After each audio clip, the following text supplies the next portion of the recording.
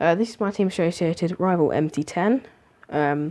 This is after, I think, 5 uses of the 3 biggest issues with it. That can be solved. Well, actually, all of them can be solved quite easily. Now, number 1, it's not like it's got too much power. I want more. It's all just typical RC user. It flips back rather a lot. So this can be solved simply. I put a tire underneath just so I can get a decent thumbnail. Simply by just lowering the wheelie bar, just a screw. This actually helps rather a lot. I mean, I did still flip it over afterwards, but it makes it a lot more stable. It does make a very surprising difference. Just lowering it just by a screw, which is about that much. How much of a difference it makes. Now, the other thing is A-arms. I've got the stock ones on. I have got some Avenger A-arms. I may get some RPM Avenger A-arms as well. It's the other way to get Avenger, RPM arms, because I didn't actually sell them for this, how it is. Now, I soak them in WD-40. I've done it twice. I will do it a third time, just to make sure they're really soft. Well, not soft, but they absorb the impact rather than snap or break something else. Now, tyres, they are too soft. But I mean, they are definitely good. Really, actually quite grippy. Nice and squidgy. Probably a little bit too soft. Tyre glue is absolutely a load of crap. I'll put some Proline racing tyre glue on. That seems to have solved it. But I mean, that's really easy fix. It has come off twice. These come off, but not really useful. I only got 2 of them. Put it on for the thumbnail. It hasn't really got many issues, to be honest. Compared with my old one, I had a whole series on it. Every time I took it out, to use it, and something would break. Whether I rolled it over, crashed it, just came off, or anything. Yeah, it's actually quite well designed, in my opinion. I mean, it's got sway bars, or anti-roll bars to people like me in England. They are they're quite tight. I mean, it doesn't really sort of sway a lot. It goes from handling alright, going around in circles if you're turning it or anything, and then it just flips over. So I'm going to remove them just to see how it handles. It probably won't handle very nice, but I want to find out anyway, because if it does, it's a nice solution.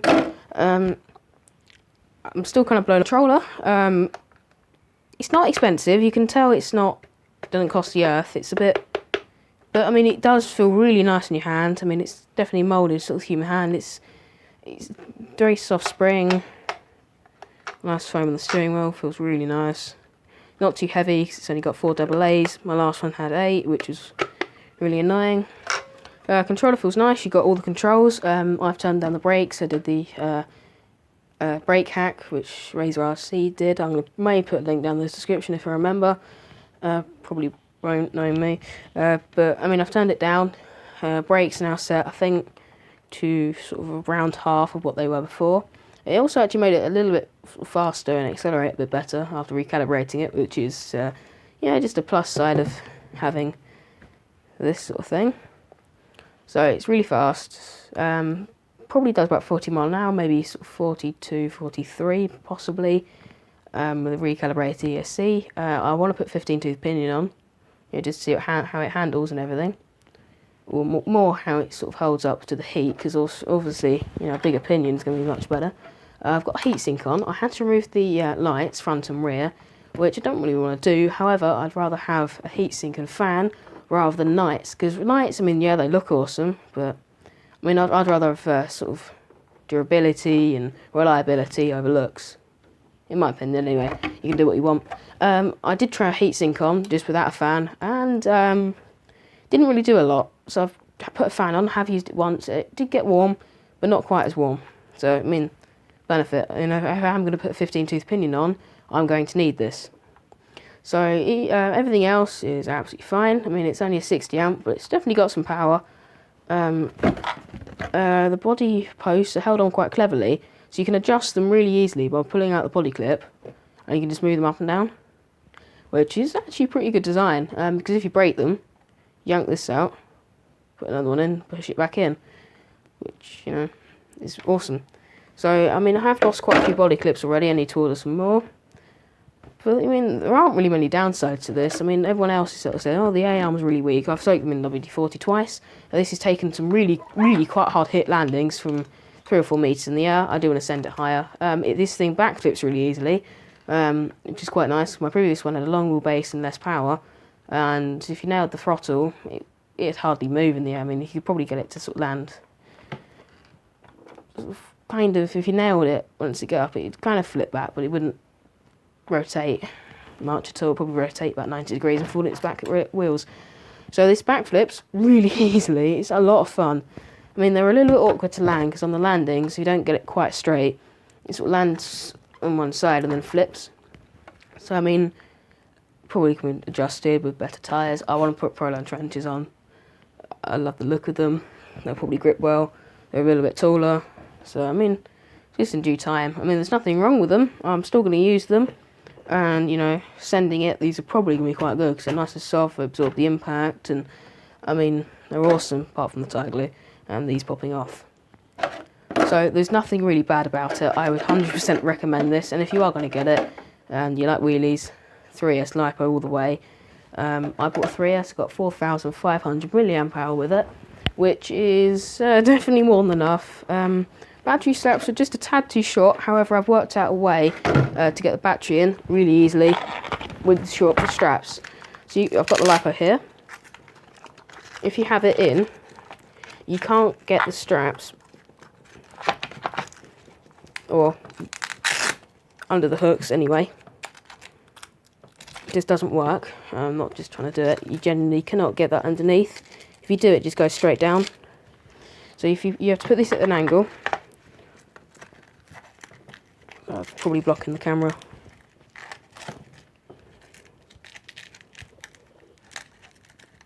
It's really awkward to get it in. I'm trying to not block it for the camera. You put those in, do them up, flip it on its side. Boom. So I mean that's not bad, to be honest. It's much better now it's flying out. But I mean, yep, I mean it's fine, you can solve all the issues. I mean, I do want to put more, well, I do want a thicker diff fluid in the rear. I want to see if I can get it to stay up on 2 wheels. I have kind of done it, but it didn't really hold up, it was a bit wobbly. I want to remove the sway bars or anti-roll bars and put some thicker diff oil in the rear. It may thicken up the centre, but it's not necessary. If I'm going to put more power in, yes it is. Oh, otherwise the front tyres will just balloon and you won't get any to the rear. Still going to be a lot of fun. Now, so far, I don't really have many gripes about it. Hands down the best RC car I've ever used. Because I haven't really used anything much before. But, I mean, it's really good. Quite quick. I mean, if it is probably going to be relatively good for beginners. You know, with those just 3 easy things, I think it was 3, you can solve all the issues. I mean, I'm going to soak these in WD-40 again.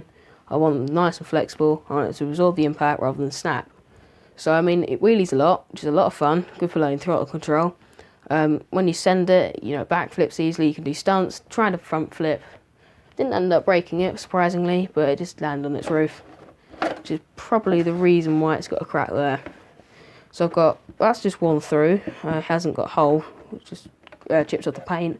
It has got a hole there, and the paint is chipping off there. From the tyres, it's going there. So, I mean, the body shell, it's not holding up great, but then again, you know, it's probably going to be alright. In my opinion, they serve 2 purposes. Number 1, to look good, and number 2, to protect it from dirt, generally, or from rollovers and things. So, I mean, I don't think I'm going to have too many issues with it sort of cracking. Well, because if it does crack, it's only going to crack there and on the top. So it should still protect it on the sides and everything from dirt and dust from getting in. Now, it does come with a sort of hairnet type thing. I can't get it on. I have managed to get it on, but it took 2 people. So, I mean, that was awkward. So, if you are starting into the hobby, I'd recommend getting this with the 2S. I haven't actually owned a 2S, because, I mean, it's really fun on 3S. I don't really want to try a 2S. I think it would just ruin it. But it's a lot of fun. It backflips, it does stunts. It might be able to do well with the anti-roll bars removed and sort of the tyre issues. But I mean, hands down, the best thing I've ever brought so far. Handles really nicely. Wheelies, which I wanted, as I've never had anything that's got quite enough power. Bumper took it quite well when I ended up long darting. I think it landed probably about that angle.